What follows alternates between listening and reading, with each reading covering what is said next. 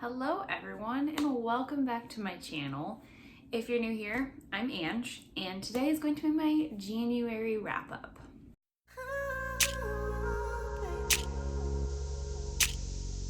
So January took 8 years. It was really long as always. I don't know about anybody else, but it was really long for me.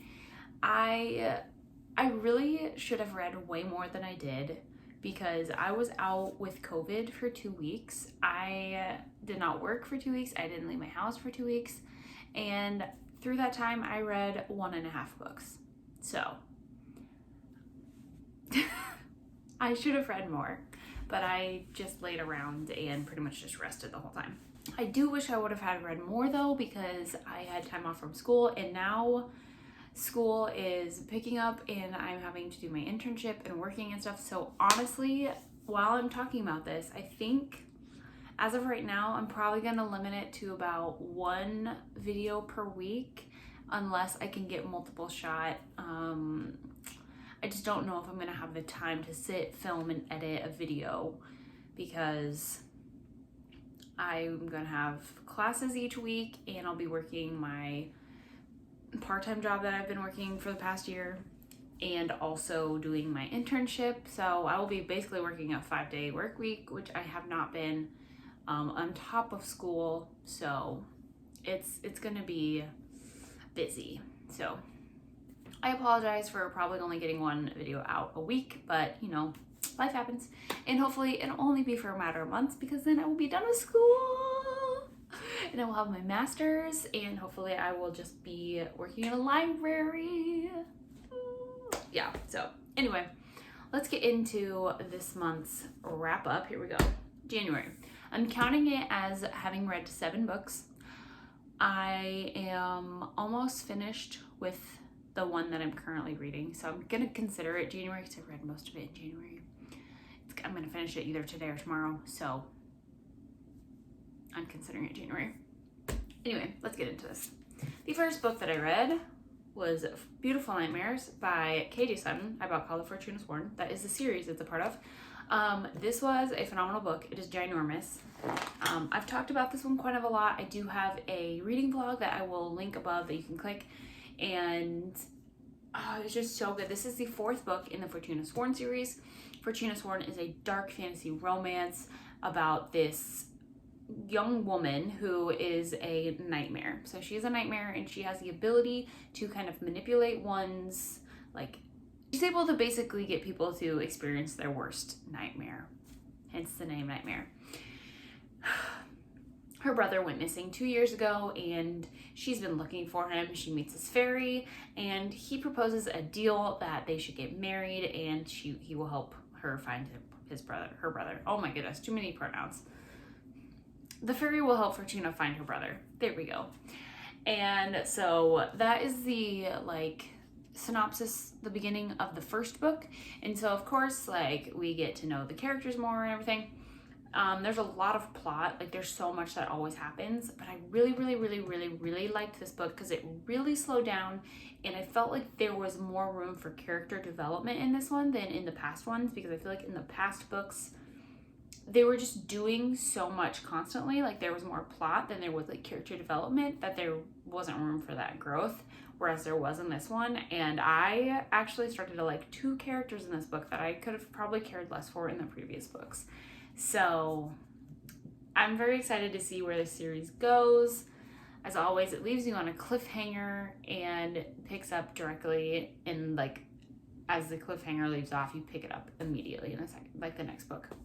So really like this one. This was my first 5-star reads of the year. I think this is my favorite of the series. Otherwise, I would say the first book is my favorite because I just really loved that book. But otherwise, I'm going to say this one's my favorite in the series. So excellent. Loved it so much. Now, the next book that I read was a thriller, and we know that I have really been into thrillers lately. So I read Verity by Colleen Hoover, and wow, I gave this one 4 stars, I believe. But this is about a young woman who is a author, and she is approached by this other like publishing, and I don't even know if it's like their publisher or not, but anyway, there's this other lady called Verity, and she has this very popular series, but she has gotten into a car accident and is no longer able to write, but she needs to get the last 2 books, I believe. No, it might be 3. Last 3 books of her series out. And so they approach the main character, whose name is, I do not remember, but I think it starts with an L. Lowen. Her name is Lowen. Anyway, Verity's publishers approach Lowen and ask if she would be willing to write and finish the series. So she agrees for a very large amount of money, and in order to do so, she actually goes and stays with Verity's husband, where Verity is actually living as well, recovering from her car accident. And Lowen just has to work on writing the books, and it just gets kind of crazy. And so much, it just felt so suspenseful the whole time. And it was really good. It just felt so suspenseful. I will say, not necessarily, maybe a trigger warning, if you don't like stuff to do with children, like if you're sensitive to stuff with kids, it might be hard to read parts of this, because it was hard for me to read. And I don't have kids, but I'm very sensitive to like parental stuff with children, so I'm just pointing that out. There were some parts that were difficult to read. And for Beautiful Nightmares, there are a lot of trigger warnings, so make sure to check those out too. Okay.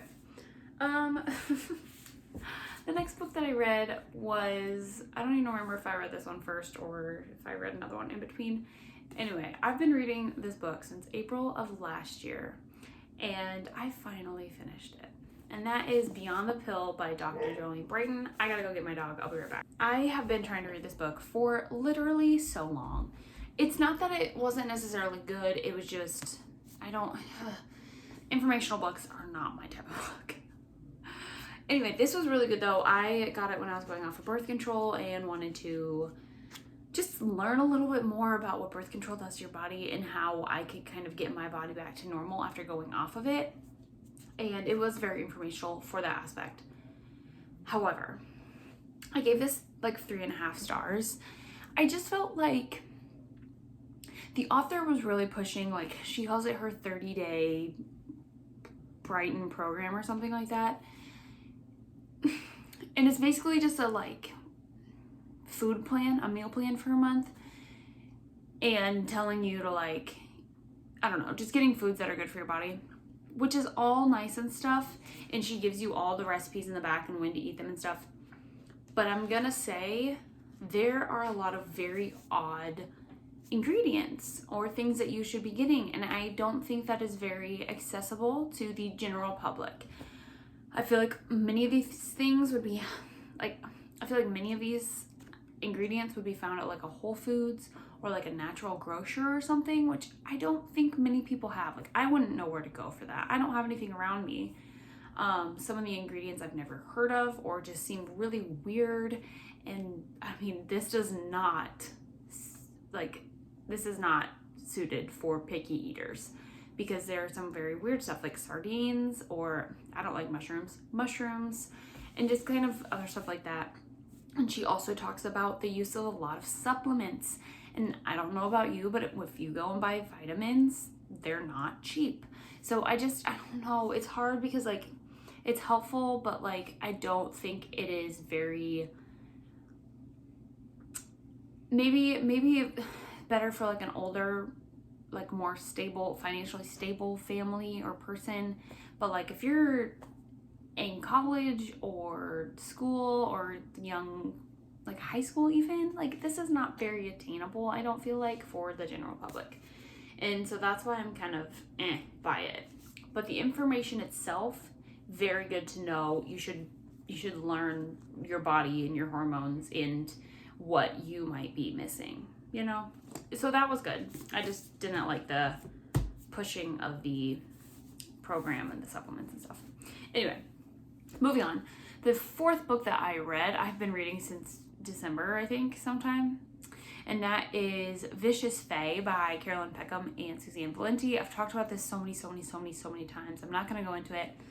It's just the third book in the Ruthless Boys of the Zodiac series, prequel to the Zodiac Academy. I gave it 4 stars. I like the story. The ending was great, as always. I like the series. Moving on. The next book that I read was Six of Crows, and I was actually reading this with my sister. We were buddy reading together, and this was really good. I was a little, not hesitant, but like weary about it because everybody raves about this and is like, this is so good. And it was. I gave it 4.5 stars, not quite 5. I loved the heist. I was shocked by how it all went together and like how I missed things and how they did things one way when I definitely thought they were doing it a different way. So I don't know. It was really good, really good. I love the characters. I think Jesper's my favorite. I absolutely love him. This was really good. It took me like a week to read. This is when I had COVID. Apparently it's similar to Ocean's 11, which makes me want to watch that movie. I've never seen it. But it was really good. I don't think I've read any really like heisty books. So this was really good. I enjoyed it. My sister liked it. Better than Shadow and Bone. And I also have to say that I know what I'm saying. I am glad that I read this after Shadow and Bone because there's just things that they mention and little things that I probably wouldn't understand as well if I hadn't read Shadow and Bone first. Especially because this takes place after, like 5 years later. But also, they don't really explain what Grisha are because Grisha is not like a main part of this. Like, whereas Shadow and Bone, like they're all Grisha pretty much. And so, like I'm glad that I knew what Grisha were and how it kind of works because you're not really given as much detail about it as you were in Shadow and Bone. So I was glad I read this one first, or second. But also it kind of makes me a little bit mad that the show doesn't really line up very well with this. So, okay, the next book that I read.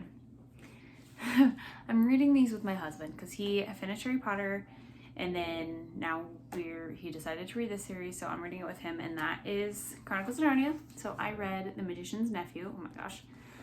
He read his, we have a box set. I have this one, which is the beautifully illustrated color copy edition, collector's edition. And I like this more than I remember. This is the 3rd time that I've read this one. I think the last time I read this was in 2018, like almost 4 years ago, exactly, almost. And I don't love the first half of this book just because I could care less about it. I like the very ending of this book when they go to Narnia and it's the creation of Narnia and like Aslan, and then like there's just so much like biblical like allegory and like all that kind of stuff. Like there's so many parallels, and I love it. I seriously just love it so much. And it just really sets up like the rest of the series really well, which I love. In the way like C.S. Lewis narrates, he's almost like breaking the fourth wall and is like talking to the reader as the narrator, and I think that's kind of fun too. So enjoyed that a lot. I think I gave that one 4 stars.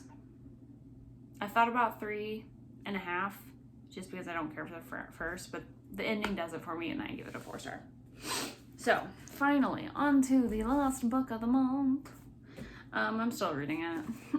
Of course, it's Crooked Kingdom by Leigh Bardugo. I think I forgot to mention that it was Leigh Bardugo that wrote Six of Crows. I'm over halfway done. So I'm on the last 2 parts. These are broken up into 6 parts, and so I will be finishing this today or tomorrow, hopefully. My sister's already finished it. She finished it this past weekend. I hadn't had a chance to. I've been really busy, so yeah, I'm excited. I don't know if I'd say I like one or the other more. I enjoy this one. So picking up Six Crows, this one is all about the plot and all about the heist and how they did it and all of that. This is a breakdown more and a background of the characters and like building those relationships and the character development. So it depends on what you would rather read and what you prefer, depending on what you'd like. So if you prefer more plot driven stuff, the heist is probably better for you, like the pure heist. But if you really love character development, you're probably gonna like this one more. And I really like both of them. This one has been really slow for me. I haven't been drawn into it as much because it's not like as high of stakes, but I do really, really, really, really love this. So they're probably about equal for me. I am really enjoying the background though, and the character development and the relationships in this one. So this is probably gonna be a 4.5 star as well. So these are 4.5 star, close to a 5-star duology for me. I'm really, really, really enjoying it. So anyway, these are the books. Gosh, these are all the books I read. Oh my gosh, I can't even pick them up. They're all so smooth. These are the books I read this month. And yeah, I had a good reading month. I'm hoping to pick it up because there are so many books that I want to read and starting to read in February. So I have got to pick it up, and like in my spare time, all I can do is read. So yeah, so many books that I can already name 4 books that I will be reading before March due to books that are coming out and books that I have to read before they come out. So much is happening. Anyway, that's all I've got for this video. I'm not going to go into what I want to read for February. That'll be a different video. And I don't really know what I want to read for February. I know 2 books I'm going to read for February, and that's it. Anyway, so many books, so little time. Hope you guys are having an awesome time. If you'd like to follow me on anything else, any socials, I will link them down below. I'm on Instagram and Goodreads. And if you enjoyed this video, please don't forget to like and subscribe. And I hope you guys have a freaking fantastic week. I hope you had a great January. What was your favorite book of January that you read? Please leave it down below. What are you looking forward to reading in February? Let me know. And I will see you guys in my next video. Bye!